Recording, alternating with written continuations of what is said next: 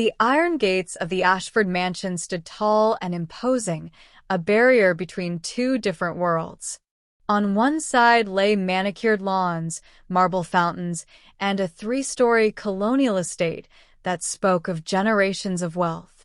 On the other side stood a young woman whose trembling hands clutched a 6-month-old baby against her chest.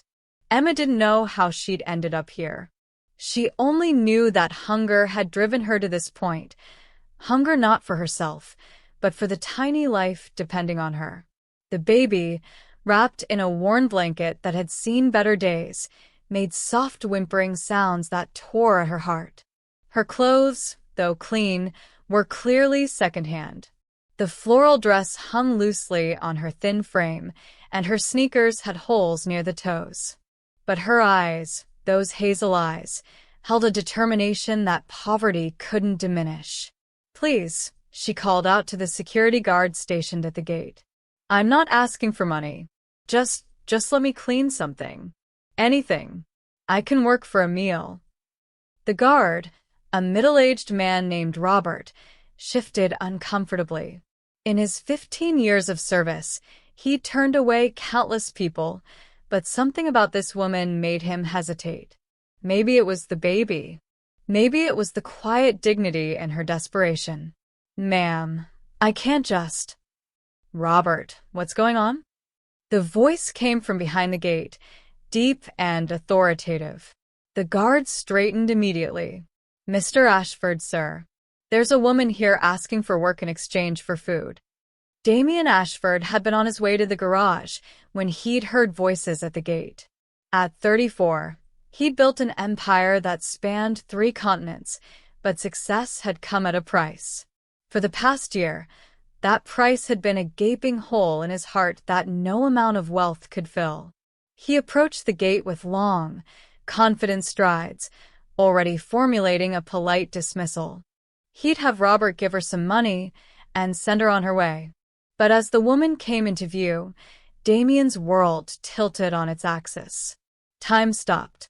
His feet rooted to the spot as if the ground had turned to quicksand. His breath caught in his throat, and the clipboard he'd been holding slipped from his fingers, clattering against the cobblestone. It couldn't be. The woman looked up at the sound, and their eyes met.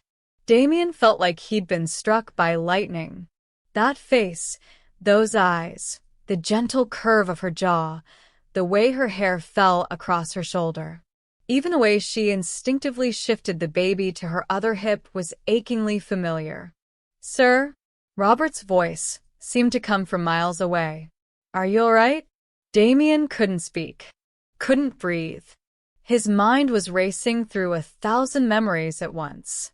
Sarah. But it couldn't be Sarah. Sarah had vanished 9 months ago, disappeared without a trace when she was 7 months pregnant with their first child. The police had searched for weeks. Private investigators had turned over every stone. He'd offered $1 million reward. Nothing. It was as if she'd simply ceased to exist. And yet, here she was standing at his gate, holding a baby. "I'm sorry to bother you," the woman said, her voice soft and apologetic. We haven't eaten since yesterday, and I thought maybe I could earn." "Open the gate," Damien interrupted, his voice hoarse. "Sir?" Robert looked startled. "Open it. Now." As the gate swung open, Damien moved closer, his heart pounding so hard he thought it might break through his ribs. Every instinct screamed at him to run to her, to pull her into his arms, to hold both her and the baby and never let go. But something in her eyes stopped him. It was the way she looked at him, polite, cautious, but utterly blank. There was no recognition there, no spark of familiarity. She was looking at him the way someone looks at a stranger. A kind stranger, perhaps, but a stranger nonetheless. The baby chose that moment to fuss, and the woman, Sarah, it has to be Sarah, began bouncing gently, making soothing sounds. Damien's eyes fixed on the child. The baby had a head full of dark hair and skin that showed a blend of features. As the infant turned slightly, Damien caught a glimpse of bright blue eyes. His eyes. His mother's eyes. The Ashford eyes that ran in his family for generations. Are you okay? The woman asked, taking an uncertain step back. The intensity of his stare was clearly making her uncomfortable. Damien realized he was trembling. His hands were shaking, and he had to clench them into fists to maintain any semblance of control. "What's your name?" he managed to ask, though he already knew the answer. He needed to hear what she would say. The woman hesitated, then gave him a sad, apologetic smile. Emma. At least, that's what I've been calling myself. I don't actually remember my real name. The words hit him like a physical blow. She didn't remember. She didn't remember him, their wedding, the life they'd built together, the baby they'd been so excited to welcome into the world. And the baby? "This is Hope," she said, her voice filling with warmth as she looked down at the infant. "I named her that because she's all I have. She's my hope for tomorrow." Hope. Damien's vision blurred with unshed tears. They'd chosen the name together, sitting in the nursery they'd painted yellow, debating between Hope Elizabeth or Grace Marie. Sarah had loved the name Hope. "This can't be real," he whispered, more to himself than to her. Emma frowned slightly, adjusting the baby on her hip. "Sir, if this is a bad time, I can come back later, or maybe try somewhere else." "No." The word came out sharper than he intended, and she flinched. He forced himself to take a breath, to calm down, to think. "No, please. Come inside. You said you needed food. Let me help you." Damien led Emma through the mansion's entrance, barely aware of the shocked looks from his staff. Mrs. Chun, his housekeeper, nearly dropped the vase she was arranging when she saw them. He caught her eye and gave a slight shake of his head. "Not now, questions later," and she nodded, professional enough to understand. Emma moved through the grand foyer with wide eyes, clearly overwhelmed by the opulence. The crystal chandelier overhead cast rainbow prisms across the marble floor. Original paintings lined the walls, and the curved staircase seemed to float upward into the second story. "I've never seen anything like this," she murmured, then seemed embarrassed by her own words. "I mean, maybe I have. I just don't remember." Each word was a knife to Damien's heart. This was her home. She'd walked these halls 1,000 times. She'd chosen that painting on the left wall, laughing as they'd argued about whether it clashed with the curtains. She'd slid down that banister one Christmas morning, slightly tipsy on champagne, her laughter filling every corner of this house. And she remembered none of it. He guided her to the dining room, a space that could seat 20 but felt cavernous, with just the two of them. "Please sit. I'll have something brought out." Emma hesitated at the doorway. "I really just needed a little food for Hope. Maybe some formula if you have it? I can work for it, truly. I'm good at cleaning, and I can." "You don't need to work for anything," Damien said firmly. "Just please. Sit. Rest." She settled into a chair, perching on the edge as if afraid she might dirty it. Hope began to fuss, and Emma automatically began rocking her, humming a soft melody that made Damien's breath catch. That song. Sarah used to hum it while cooking, while reading, while falling asleep in his arms. Where had she learned it? From her grandmother, she'd said once. A lullaby passed down through generations. "Mrs. Chun," he called out, and his housekeeper appeared immediately. If she was shocked to see Emma, she hid it well. "Please bring food. And formula for the baby. And warm some milk. Actually, bring everything. Whatever we have." "Right away, sir." As Mrs. Chun hurried away, Damien sat down across from Emma, maintaining distance even though every cell in his body screamed to close it. He studied her face, noting the changes a year and hardship had wrought. She was thinner, her cheeks more hollow. There were dark circles under her eyes that spoke of sleepless nights and constant worry. But she was still beautiful, still the woman who'd stolen his heart 5 years ago at a charity gala when she'd accidentally spilled wine on his tuxedo and spent 20 minutes apologizing while he fell hopelessly in love. "You're staring again," Emma said softly, not quite meeting his eyes. "I'm sorry if I look strange. I know I'm not exactly presentable." "You're beautiful," he said without thinking, then cursed himself as her eyes widened in surprise. "I just mean you don't look strange." "Not at all." An uncomfortable silence fell between them. Hope made babbling sounds, and Emma smiled down at her, that expression of pure love transforming her face into something radiant. "How old is she?" Damien asked, though he could calculate it himself. 9 months since Sarah disappeared. 6-month-old baby. The math was devastating in its simplicity. 6 months next week, Emma confirmed. "I woke up in a hospital about 9 months ago.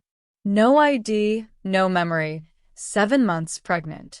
She laughed, but it was a hollow sound. "The doctor said I'd been in some kind of accident. Head trauma. They told me the memories might come back, or they might not. And they never did? Fragments sometimes. Feelings more than actual memories. Like..." She paused, struggling to find words. "Like hearing a song you know you should recognize but can't name. Or smelling something that makes you feel safe without knowing why." Damien leaned forward. "What happened after the hospital?" Emma's expression darkened. "I had no insurance, no way to pay. When Hope was born, they kept us for 2 days, then I had to leave. I've been managing shelters, sometimes kind strangers. I do odd jobs when I can, but with a baby..." She shrugged helplessly. The thought of Sarah, his Sarah, sleeping in shelters, struggling to survive, made Damien's hands ball into fists under the table. If he'd known, if he'd had any idea she was alive. But how could he have known? The police had dragged the river. They'd searched abandoned buildings, checked hospitals, interviewed every person she'd ever known. It was as if she'd vanished into thin air. Mrs. Chin returned with a rolling cart laden with food. Soup, sandwiches, fruit, pastries, and several bottles of formula. Emma's eyes went wide. "This is too much," she protested. "I can't possibly." "Please," Damien interrupted gently. Eat. "As much as you want." He watched as she prepared a bottle for Hope with practiced ease, testing the temperature on her wrist before offering it to the baby.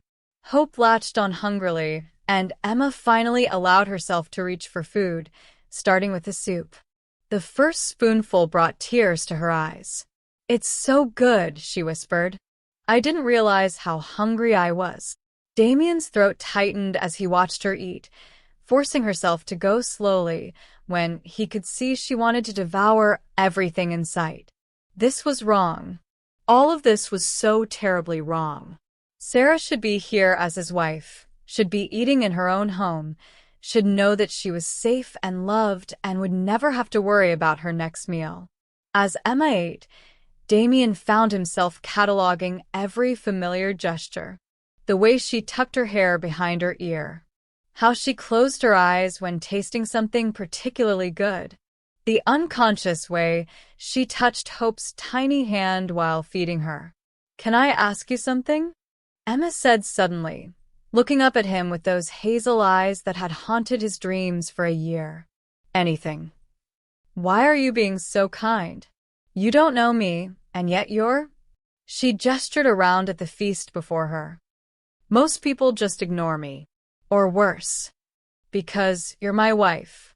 Because that's my daughter. Because I've spent every day for a year wondering if you were alive or dead, and now you're here, and I can't tell you any of this because you'll think I'm insane. Because everyone deserves kindness," he said instead. "And because you remind me of someone." Someone you cared about? Care. Present tense. Always. Yes. Emma nodded slowly, then returned her attention to Hope, who had finished the bottle and was now looking around the room with wide, curious eyes. The baby's gaze landed on Damien, and something extraordinary happened. Hope smiled. Not a gas smile or a random expression, but a real, genuine smile directed right at him. And then, as if drawn by some instinct she couldn't possibly understand, the baby reached out her tiny hand toward him. Emma laughed in surprise. She doesn't usually take to strangers like that. Here, do you want to hold her? Damien's heart nearly stopped. Yes. If that's okay. Emma stood and carefully transferred Hope into his arms. The moment his daughter's weight settled against his chest, Damien felt something break open inside him. She was so small, so perfect. He could see Sarah in her features, the shape of her nose, the curve of her lips. But there were Ashford traits too. Those eyes. The stubborn set of her chin that ran in his family. Hope grabbed his finger with surprising strength, holding on as if she'd never let go. Her blue eyes studied his face with an intensity that seemed impossible for such a young child. She likes you, Emma said, smiling. That's rare. She's usually fussy with new people. I'm not new, Damien thought desperately. I'm your father. I loved you before you were born. I read to you every night when you were still in your mother's womb. I built your crib with my own hands. I'm not new, baby girl. I'm yours. But out loud, he only said, she's beautiful. Absolutely beautiful.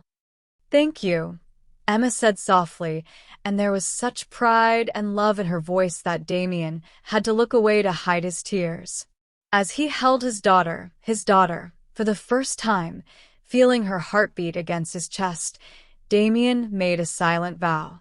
He would find out what had happened.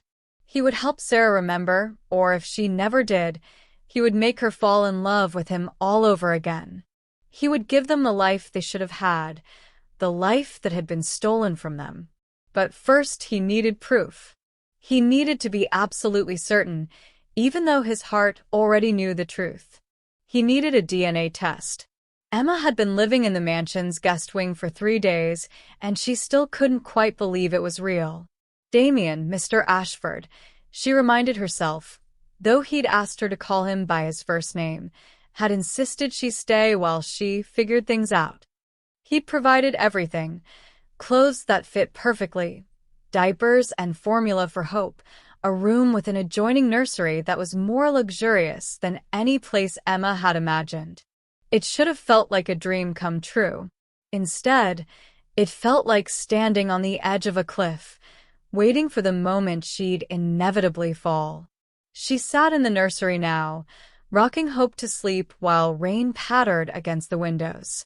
The room was painted a soft yellow, Emma's favorite color, though she couldn't remember why she knew that. A mobile of stars and moons hung over the crib, playing a gentle melody that seemed hauntingly familiar. Everything feels like that, she whispered to Hope. Like I should know it, but don't. The baby's eyes were growing heavy, her tiny fist curled around Emma's finger. Emma studied her daughter's face in the lamplight, trying as she did every day to remember the moment she was born. The doctor said she'd had a healthy delivery, that despite the head trauma, the pregnancy hadn't been complicated. But Emma had no memory of it, no memory of labor, of first holding her baby, of choosing the name Hope. She only had the feelings, the overwhelming love, the certainty that this child was hers to protect, hers to nurture, hers to love with every fiber of her being.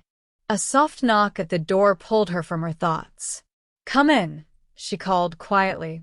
Damien entered, and as always, Emma felt that strange flutter in her chest. He was handsome, impossibly so, with dark hair touched with silver at the temples and eyes that seemed to see right through her. But it wasn't his looks that unsettled her. It was the way he looked at her, as if she were something precious and fragile that might disappear if he blinked. "I'm sorry to interrupt," he said, his voice low to avoid waking Hope. "I wanted to check if you needed anything." "We're fine, thank you. You've been incredibly generous." Damien moved closer, his eyes fixed on Hope. "May I?"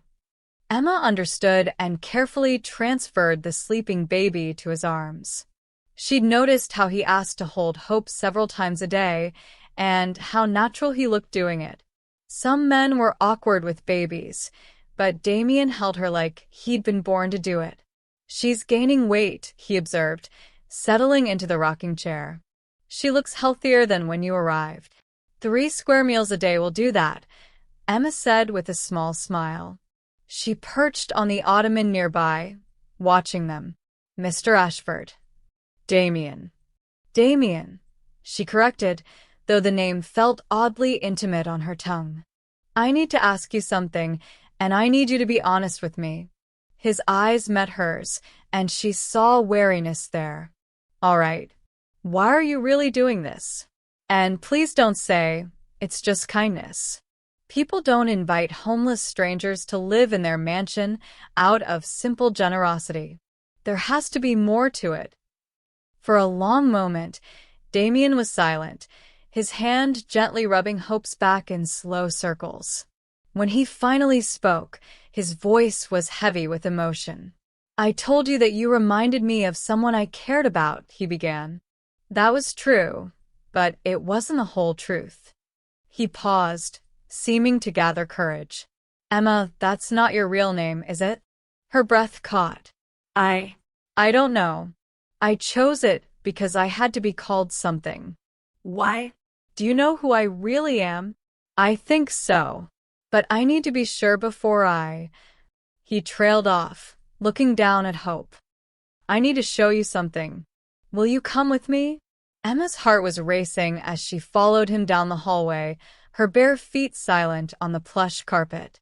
He led her to a room she hadn't been in before, his study, she realized as they entered.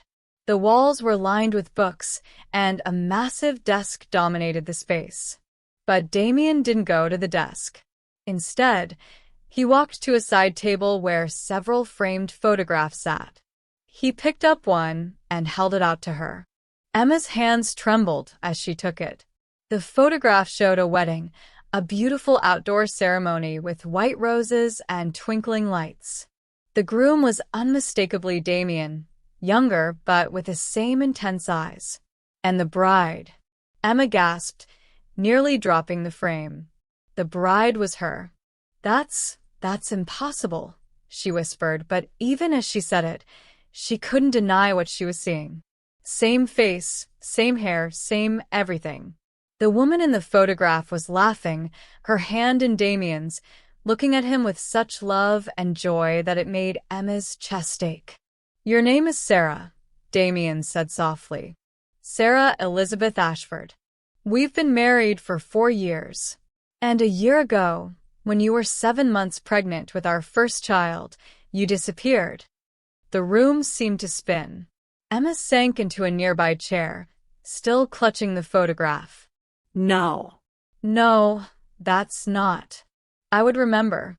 I would remember getting married, being pregnant. You had an accident. The doctors you saw were right about that much. But you weren't alone. Someone took you. I don't know who or why, but you vanished without a trace." Damien's voice broke. "I searched everywhere, Sarah. I hired every private investigator I could find. I offered rewards. I appeared on news programs. Nothing worked. And then 3 days ago, you walked up to my gate asking for food."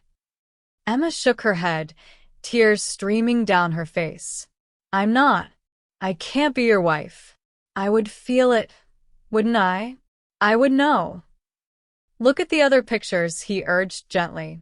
With shaking hands, Emma examined the other frames. There were more wedding photos, vacation pictures, candid shots of her, of Sarah, laughing, cooking, reading. In one photo, she was visibly pregnant, glowing as Damien's hand rested on her swollen belly. "We were so excited," Damien said, his voice thick with unshed tears. "We've been trying for 2 years. When we found out you were pregnant, you cried for an hour. Happy tears." "My mother?" Emma looked up sharply. "I have a mother?" Had. "She passed away when you were 20. Cancer.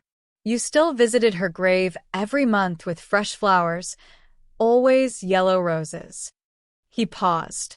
"Your favorite color is yellow. You hate mushrooms but pretend to like them because I put them in everything.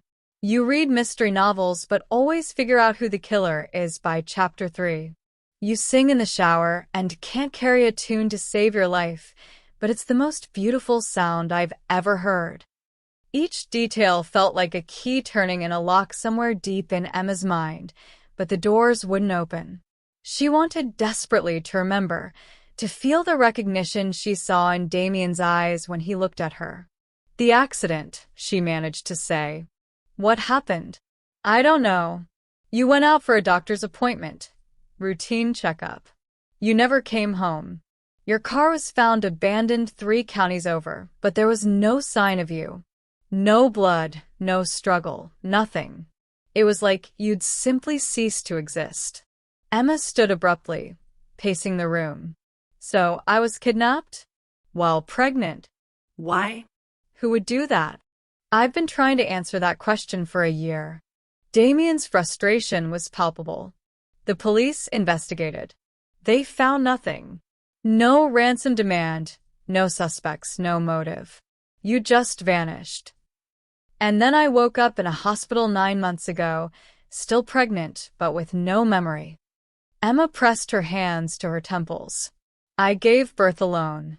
I've been living on the streets with Hope, struggling to survive, and all this time I had a husband, a home, a life."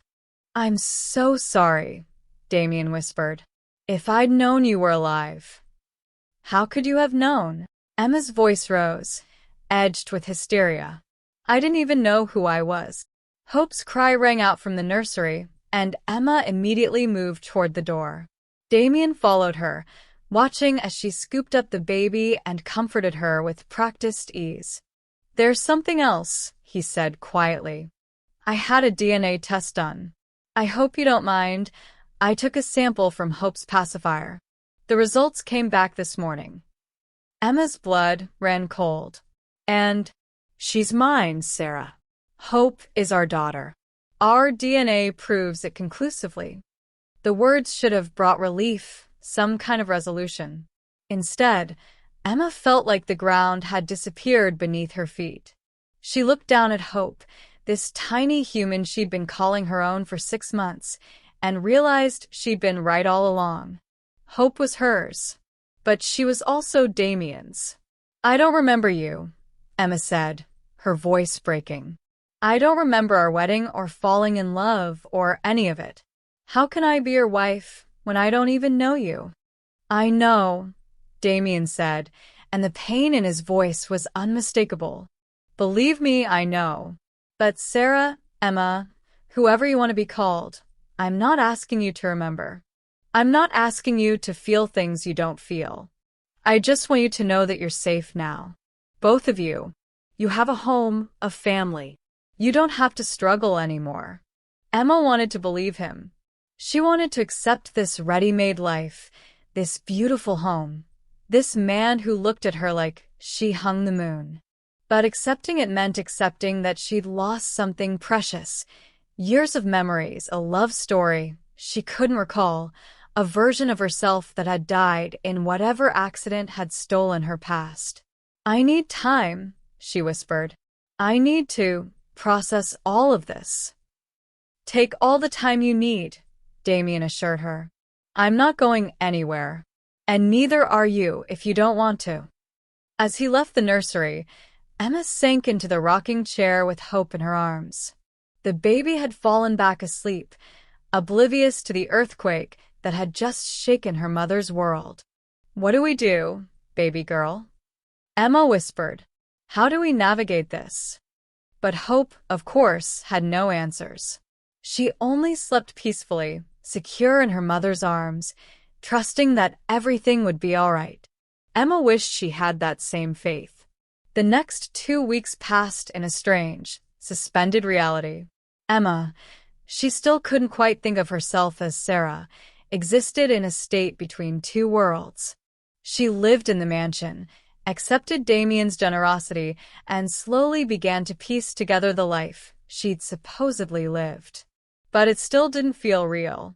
Mrs. Chun, the housekeeper, had worked for the Ashfords for 20 years. She'd been there when Damien brought Sarah home as his bride, had witnessed their happiness firsthand. Now she watched Emma with knowing, sad eyes. "You loved the garden," Mrs. Chun said one afternoon, finding Emma on the terrace with Hope. "You spent hours out there, especially when you were pregnant. Said the roses reminded you of your mother." Emma looked out at the expansive garden, trying to feel some connection to it. Did I have a favorite spot? The bench by the fountain. You'd sit there with a book, though you rarely read more than a few pages. Mostly you just sat and thought. After Mrs. Chun left, Emma carried Hope down to the garden. The November air was crisp, so she wrapped the baby in a soft blanket and settled on the bench Mrs. Chun had mentioned. From here, she had a view of the entire garden, roses in their final bloom before winter, perfectly manicured hedges, and a fountain where water trickled over smooth stones. It was beautiful, peaceful, but it stirred nothing in her memory. "Is this where I used to sit?" she asked Hope, who was gnawing on her fist. "Was I happy here?" A memory flickered. Or was it just imagination? Sitting on this bench, hand on her swollen belly, feeling the baby kick. Feeling safe, loved, content. But was it a real memory, or just her mind trying to fill in the blanks with what she thought should be there? "There you are." Emma turned to find Damien approaching. He'd been careful to give her space, never pushing, never demanding, but she often caught him watching her from across a room with an expression that broke her heart. "Mrs. Chun said this was my favorite spot," Emma explained as he sat down beside her, close, but not touching. It was. "You'd bring a book and fall asleep reading. I'd find you here, completely knocked out, and carry you back inside." His voice was soft with the memory. "You always protested that you weren't tired, even though you'd been snoring."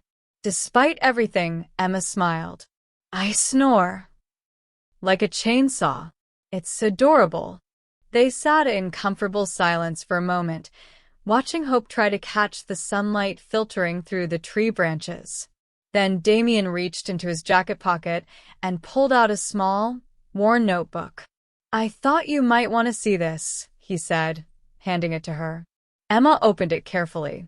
The pages were filled with handwriting she somehow knew was hers, though she'd never seen it before. The entries were dated, starting from 4 years ago. "Met the most infuriating man at the charity gala tonight. He was pompous, arrogant, and I spilled an entire glass of Merlot on his tuxedo. Mother would be mortified. So why can't I stop thinking about him?" "You kept a journal," Damien explained. "Not every day, but when something important happened." Emma flipped through the pages, reading her past self's words. The entries chronicled a courtship, initial irritation giving way to grudging respect, then friendship, then love. She read about their first kiss, their first fight, the night Damien proposed on a beach in the Maldives.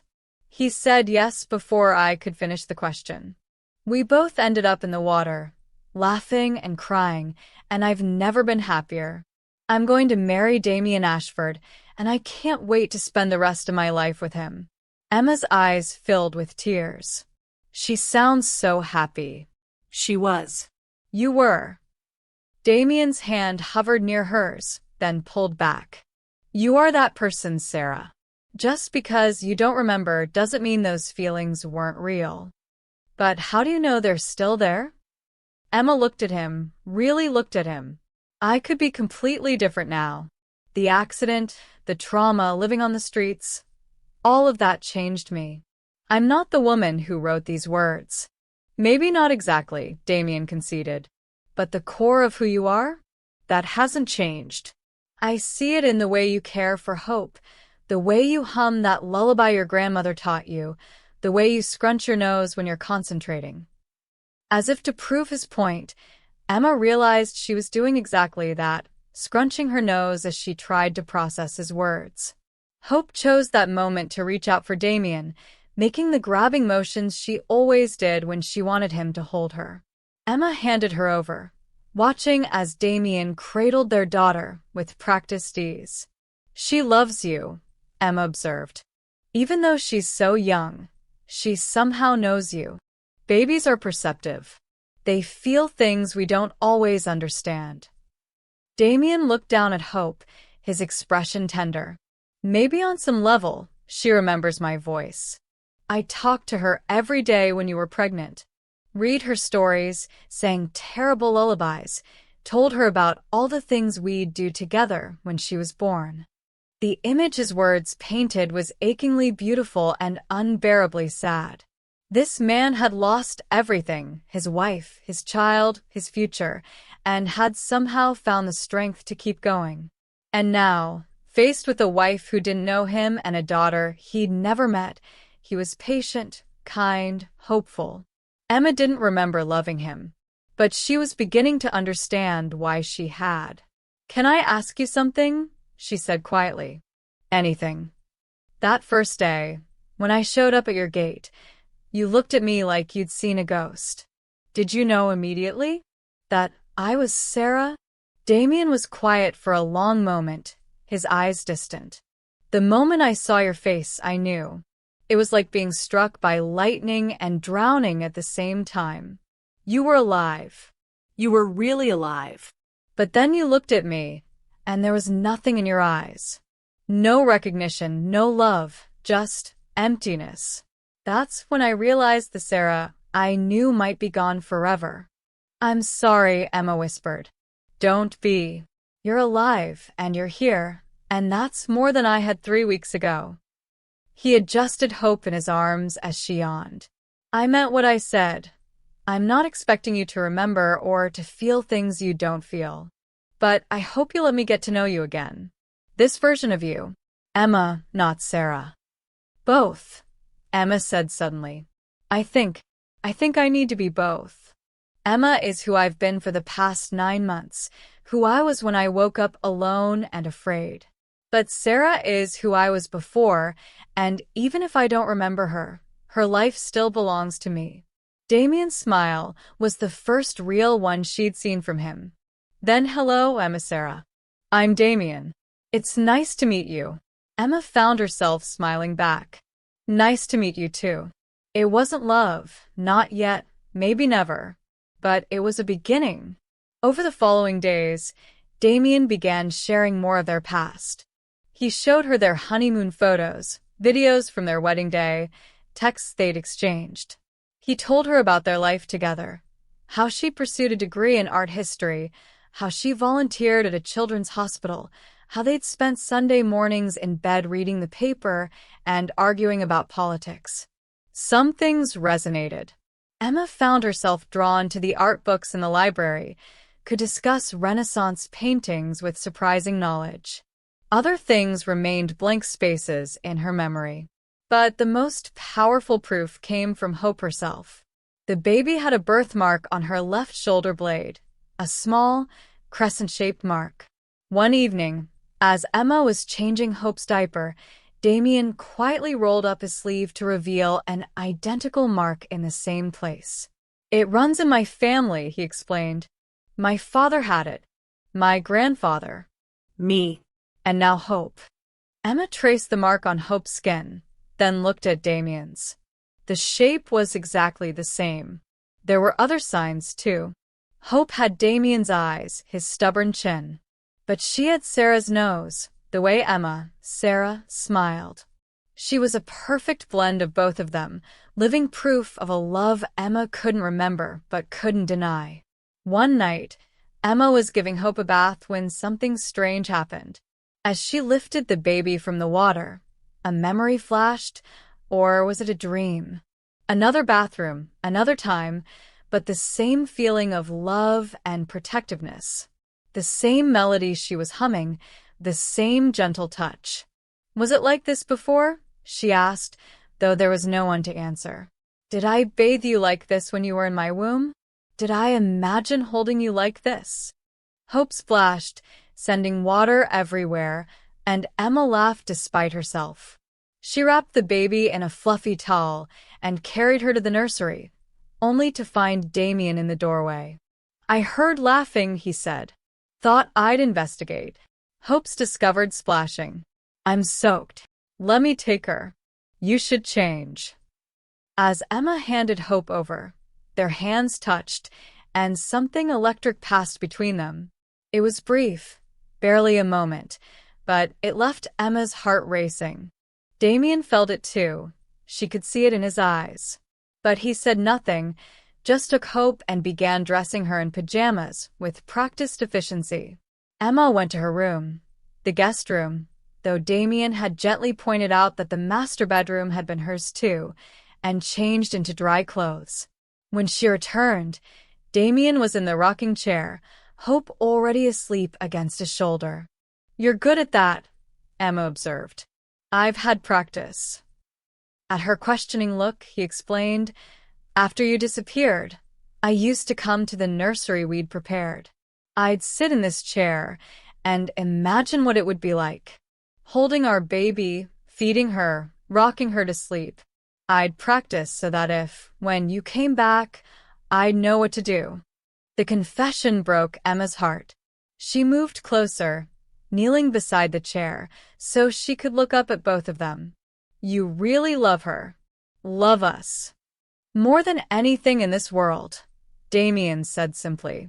And in that moment, watching this man hold their daughter with such tenderness, such devotion, Emma felt something shift inside her. Not memory, not yet, but the first stirrings of something deeper. Hope might not remember Damien from before, but she knew him now. She trusted him, loved him in the uncomplicated way babies love. Maybe Emma could learn to do the same. 3 weeks had passed since the DNA results confirmed what Damien's heart had known from the first moment. The test sat in his desk drawer, official and irrefutable. Hope Elizabeth Ashford was his daughter, genetically proven beyond any doubt. But he'd waited to tell Sarah, Emma, to show her. He'd wanted to give her time to adjust, to feel safe, to begin trusting him without the pressure of scientific proof. Tonight, he couldn't wait any longer. He found her in the library, curled up in the window seat with one of her old art history books. She'd started spending time there, drawn to books and spaces that felt somehow familiar even if she couldn't articulate why. Emma, he said softly, and she looked up with a smile that made his chest ache. In the past few weeks, she'd started smiling more. The hollows in her cheeks had filled out. The dark circles under her eyes had faded. She looked more like the Sarah he remembered, yet also distinctly herself. Hey. Hope's asleep, finally. That last tooth has been giving her trouble. I know. She kept me up half the night. He settled into the chair across from her. Can we talk? About something important. Her smile faded, replaced by wariness. That sounds serious. It is. But it's not bad, I promise. He pulled out the envelope he'd been carrying. Do you remember I mentioned having a DNA test done? Emma set down her book, her posture tensing. Yes. I got the results weeks ago, but I wanted to wait until you were ready to see them. He held out the envelope. Hope is mine. Ours. This proves it conclusively. Emma took the envelope with trembling hands. She opened it, read the technical language, stared at the numbers that added up to 99.99% probability of paternity. I knew it had to be true, she whispered. The birthmark, her eyes, everything you've shown me. But seeing it in black and white. Makes it real? Yeah. She looked up at him, tears streaming down her face. Damien, I had your baby. We created a life together, and I don't remember any of it. I don't remember making love to you, or finding out I was pregnant, or feeling her kick for the first time. Those are supposed to be the most precious moments, and they're just gone. Damien moved to sit beside her, close enough that their knees touched. I remember them, he said gently. I remember every moment. And I can tell you about them if you want to know. I do. Please. So he told her. He told her about the night Hope was conceived, after they'd gotten back from celebrating their 3rd anniversary. How 2 weeks later, Sarah had woken up feeling nauseous, and they'd taken 3 pregnancy tests, not quite believing the positive results. How they'd cried together, overwhelmed with joy and terror in equal measure. He told her about the first ultrasound, seeing that tiny flickering heartbeat on the screen. About choosing Hope's name during a late-night discussion in the nursery they were painting. About feeling the baby kick for the first time while they were watching a movie, and Sarah had grabbed his hand and placed it on her stomach so he could feel it too. You were terrified, he said with a soft laugh. Convinced you'd be a terrible mother. I told you that was impossible, that anyone who worried that much about being a good parent was already halfway there. Was Sarah happy? Emma asked. Really happy? Radiantly. I've never seen anyone glow the way you did when you were pregnant. You talked to Hope constantly, sang to her, read her books. You made me read to her too, scientific studies and business reports, because you said she should be exposed to different types of language. He smiled at the memory. You were already such a good mother. Emma's tears fell faster. And then I disappeared. You must have been so scared. Terrified. I thought I'd lost you both. The not knowing was the worst part. If you'd died, at least I would have known. Could have grieved, eventually moved on. But you just vanished, and I couldn't give up hope that somewhere, somehow you were alive. And I was alive, having your baby, and I didn't even know to look for you. Damien reached out, gently wiping away her tears. That wasn't your fault. None of this was your fault. Do you ever wish? Emma hesitated. Do you ever wish I'd died instead? That you could have grieved and moved on, instead of having this version of me, who doesn't remember you? Never, Damien said fiercely. Not once. You're alive, Sarah. Emma. You're here, and Hope is here, and that's everything. I don't care if you never remember. I'll tell you our stories 1,000 times.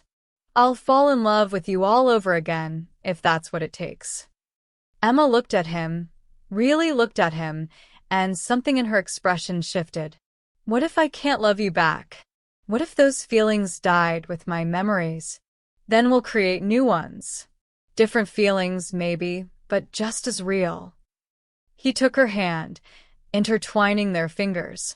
I'm not asking you to feel something you don't feel, but I am asking you to give us a chance.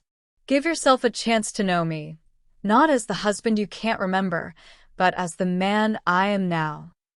What if I'm too different? What if the Sarah you loved is gone, and you're stuck with someone else? Then I'll love that someone else, Damien said simply.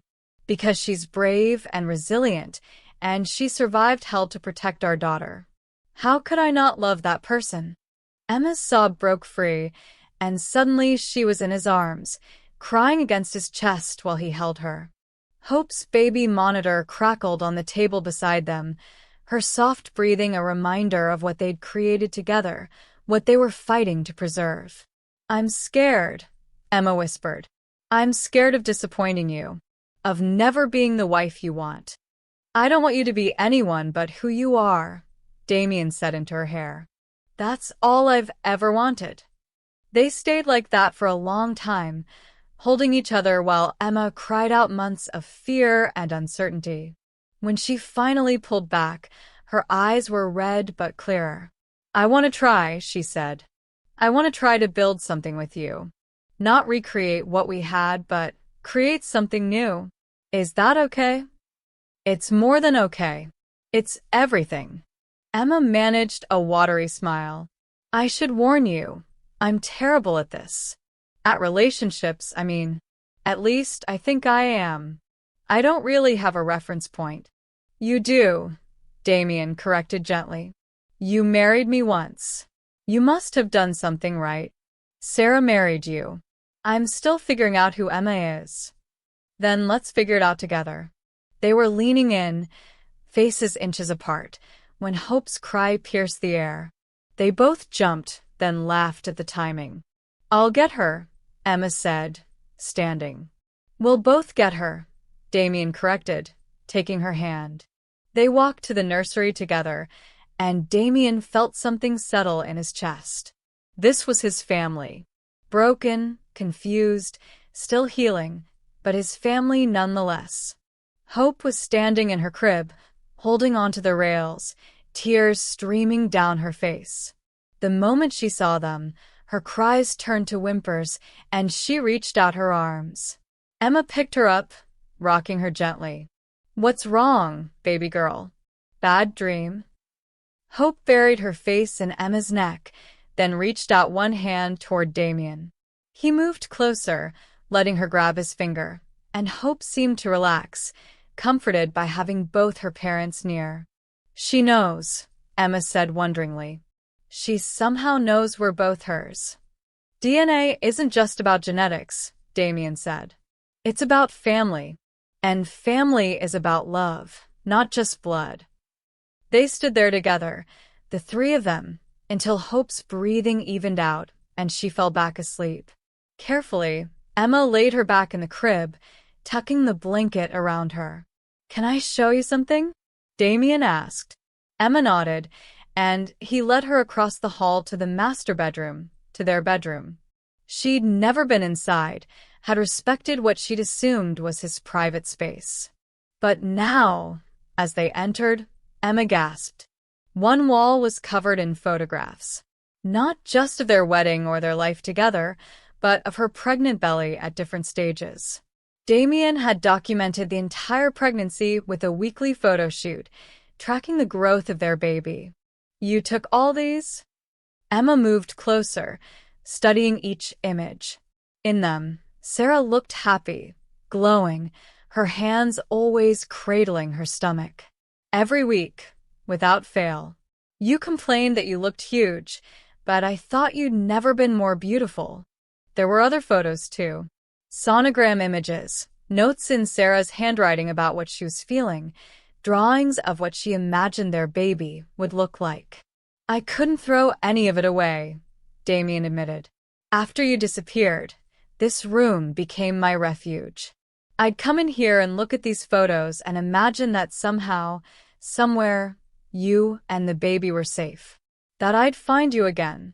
Emma's hand traced over a photo of Sarah at 8 months pregnant, laughing at something off camera. She looks so happy. She was. You were. Damien moved to stand beside her. And you can be again. Maybe not in exactly the same way, but you deserve happiness, Emma. You and Hope both. Emma turned to look at him, and in that moment, something fundamental shifted. She might not remember their past, but she could see their potential future. She could see this man who'd never stopped hoping, never stopped loving, even when all evidence suggested he should give up. I think. She started, then paused, searching for the right words. I think I'm starting to understand why Sarah loved you. And Emma? Damien asked softly. What does she feel? Emma took a deep breath. She feels like she's home. Finally. When he kissed her, it was gentle, tentative, a question more than a statement. Emma kissed him back, and while it wasn't the passionate familiarity of long-married lovers, it was the beginning of something just as precious. A new start. A second chance. Hope.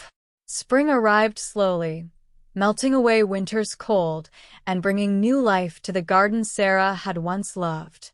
Emma, who now answered to both names with equal comfort, stood by the fountain, watching Hope toddle unsteadily across the grass with Damien hovering protectively nearby.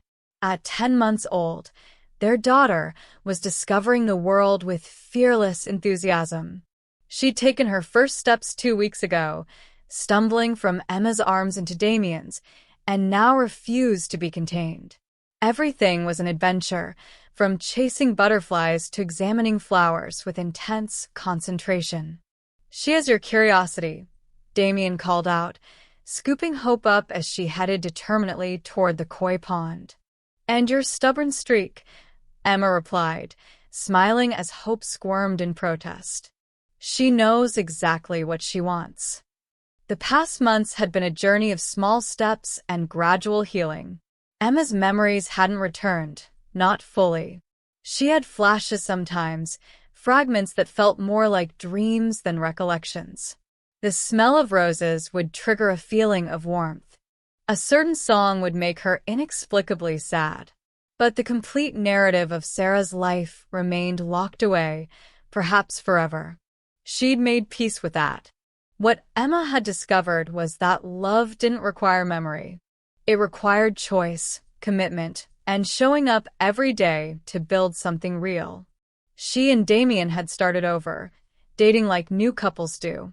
He'd taken her to dinner, to movies, to art galleries where she'd surprised them both with her detailed knowledge of Baroque painting techniques. They'd talked for hours, sharing stories, his from memory, hers from her 9 months of survival. He'd learned about Emma, the woman who'd woken up alone and terrified but had found the strength to protect her baby, who'd slept in shelters and asked strangers for help and never, ever gave up, who was funny and fierce and sometimes frustratingly independent because she'd learned she had to be. She'd learned about Damien, not the perfect husband from Sarah's journal entries, but the real man beneath. His insecurities, his fears, the way he still had nightmares about losing them. How he cried when he held Hope sometimes, overwhelmed by the miracle of having them back. How he worked too much when he was stressed and forgot to eat when he was focused on a problem. They'd learned each other, and somewhere along the way, Emma had fallen in love. Not with the memory of who he'd been to Sarah, but with who he was to her now. Mom. Hope's vocabulary was limited, but she used it enthusiastically. She'd started calling Emma Mom last month, and the word still made Emma's heart swell every time. "What is it, baby?" Hope pointed at a butterfly that had landed on Damien's shoulder. "Butterfly." "That's right, butterfly. Pretty, isn't it?" Hope reached for it, and the butterfly fluttered away. She looked so genuinely distressed that both Emma and Damien laughed. "There will be other butterflies," Damien assured her, kissing her forehead. They settled on a blanket Emma had spread on the grass, Hope between them, content for the moment to play with the grass and occasionally offer them fistfuls of dirt as gifts. "I've been thinking," Emma said, watching Hope's concentrated expression, "about what happens next." Damien looked at her, waiting. They'd learned to communicate openly, to share their thoughts even when they were scary or uncertain. "The police," Emma continued. "We should tell them I'm alive. That Sarah is found." They discussed this before. In the chaos of reunion and adjustment, they'd kept Emma's return private. Only the household staff knew, sworn to secrecy. The authorities still listed Sarah Ashford as a missing person. "Are you sure?" Damien asked. "Once we tell them, it becomes official. Public. Your face will be in the news again." "I know, but we can't hide forever. And maybe," she paused, gathering courage, "maybe if we tell my story, someone will come forward. Someone might know what happened, how I ended up in that hospital with no memory." Damien reached for her hand. "We might never get answers." "I know, but we have to try. Not just for us, but for Hope. She deserves to know her mother's full story someday." "Okay," Damien agreed. "We'll call the police tomorrow." together. Hope chose that moment to tumble over, landing on her bottom with a surprised expression. Emma scooped her up, blowing raspberries on her stomach until the baby's shock turned to giggles. "You're so good with her," Damien observed, not for the first time. "I had practice," Emma said. 6 months of it being just the two of us. I had to figure out what worked. "You were amazing," Damien said seriously. "I don't think you realize how incredible you are. You had nothing, no support, no resources, no memory, and you kept her safe and healthy and loved. That's not luck. That's you being an extraordinary mother." Emma felt tears prick her eyes. She was still getting used to being praised, to accepting that she'd done something remarkable. "I didn't feel extraordinary. I felt terrified every single day." "Courage isn't the absence of fear," Damien reminded her. "It's acting despite it." Hope, bored with the serious adult conversation, crawled over to Damien and pulled on his shirt. Up. He lifted her high above his head, and she squealed with delight. Emma watched them, her heart full to bursting with a love so fierce it almost hurt. This was her family.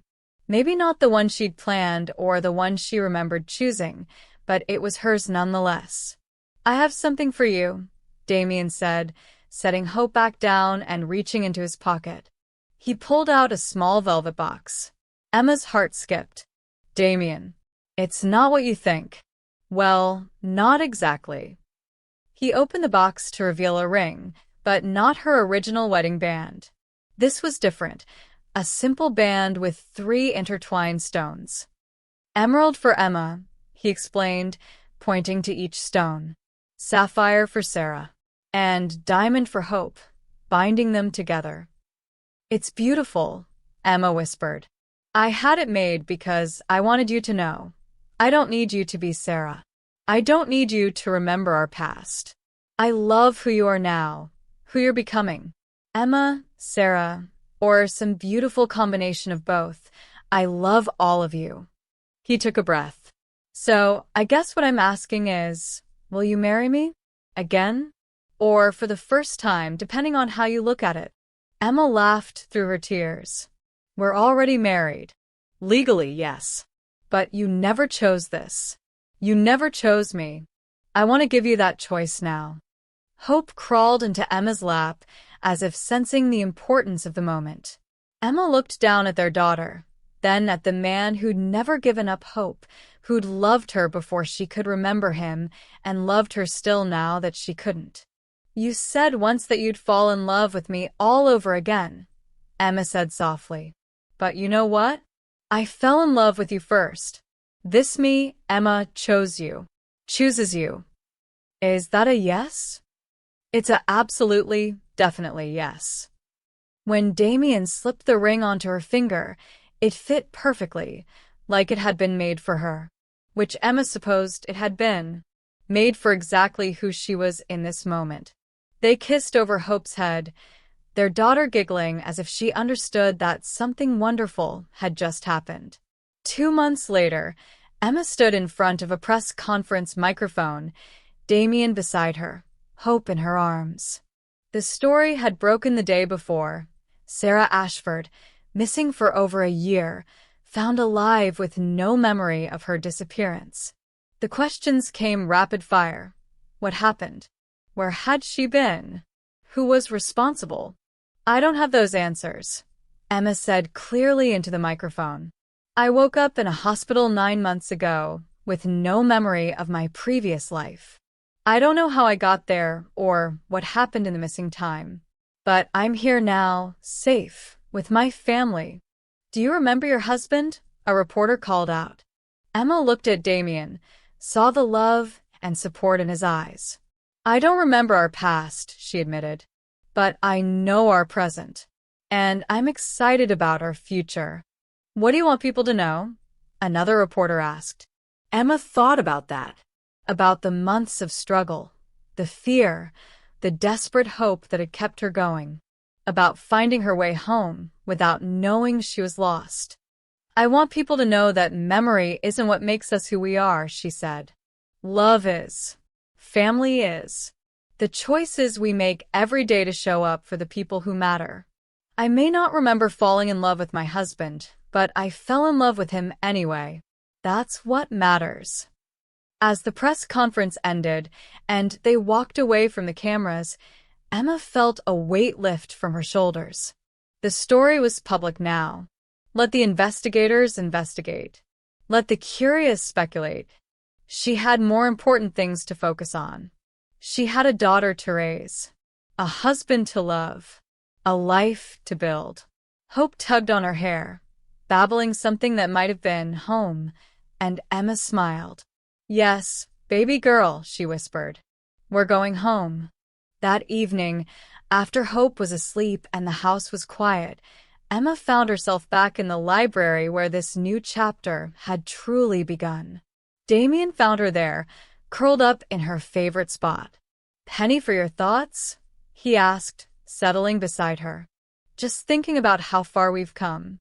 3 months ago, I was standing at your gate asking for food. Now I'm here, planning a wedding, going to press conferences, living a life I never imagined. Regrets?" "Not one," Emma said honestly. "Don't get me wrong. I wish I remembered. I wish I could give you back the Sarah you lost. But I can't. All I can give you is who I am now." "That's all I want," Damien assured her. "All I've ever wanted." Emma leaned her head on his shoulder, fitting perfectly into the space beside him. "You know what the strangest part is? Sometimes I'll be doing something, and it'll feel so natural, like I've done it 1,000 times before. And I wonder if that's Sarah, still in here somewhere, showing me the way." "Maybe," Damien said. "Or maybe it's just you, finding your own path." "Can it be both?" "I think it has to be. You're not just Emma or just Sarah anymore. You're both, merged into someone entirely new and entirely yourself." They sat in comfortable silence, watching the moon rise through the library windows. Somewhere upstairs, Hope made small sleeping sounds through the baby monitor. The house settled around them, warm and safe. "I love you," Emma said, and the words felt natural, right? "I love you too," Damien replied. Again. Still.